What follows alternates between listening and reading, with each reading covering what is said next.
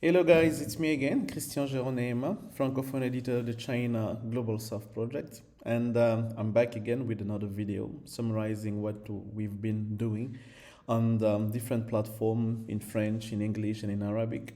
And as you've seen since last week, we've been a bit following the aftermath of Nancy Pelosi trip in Taiwan, what China reaction to that, and especially in the French website, we've kind of analyzed what would be China reaction if today African countries would come to adopt a neutral position. Would China be okay with that? But as we've seen after that, we've seen that many African countries came to support China and giving a statement supporting one China policy and reiterating the agreement to that Taiwan is part of China. So we've seen that we've been following that and how it's unfolded, and we're gonna keep on following that how it's gonna be unfolding in the coming weeks, because we do believe that many African countries will keep on showing that support to China.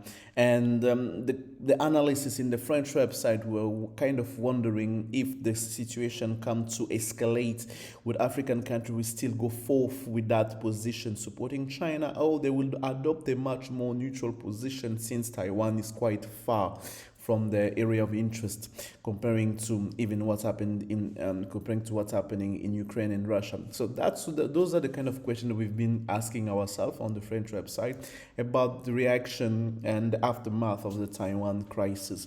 And we've also been following the new U.S. strategy for Africa that was unveiled in South Africa by Anthony Blinken. It was in the beginning of this week in Johannesburg, and he released the new strategy.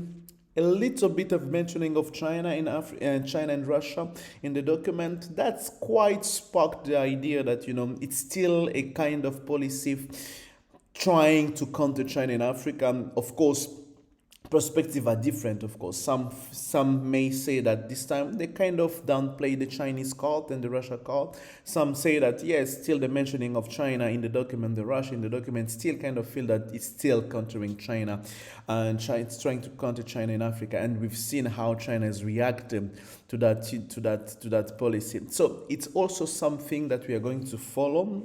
We are going to see how African countries are going to react with that. Now we have China policy in Africa, we have the new US strategy in Africa. So it's up now to African leaders and to African countries to see how they're going to proceed and which option they're going to take. And is it going to be a zero-sum game, or it's going to be a much more balanced approach for African leaders in that regard? And finally, there is this small short story that's happening in the Horn of Africa, where we've read reports that there are some former US official visiting the Horn of Africa in Somaliland especially, and that's kind of put in perspective what may happen in the region in the coming weeks, when we know that also China has a special envoy in the region.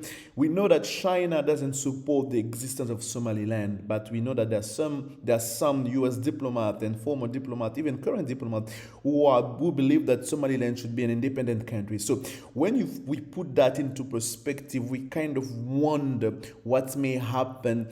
Is the region going to be a place where peace and stability can be achieved, or it's going to be another hotspot of geopolitical conflict between the US and China and other countries in the region? Because we see that those two big countries, they have a different approach on who's who and what should be done in the area. But let's keep in mind that China is quite young in that process of mediator of peace mediating in the region and even in the world. So there's still a lot to unfold, and we're gonna see how they may respond, how Somalia is gonna respond to that, and how China also is gonna respond to that, especially when with this Taiwan crisis.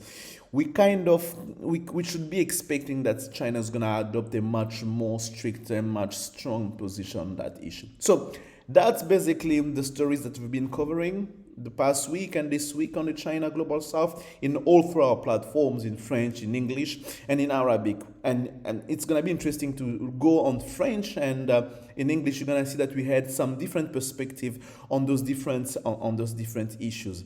So for that, I'm saying to you goodbye, and see you next week, I believe, with another resume of what we've been covering in China Global South Project. See you guys.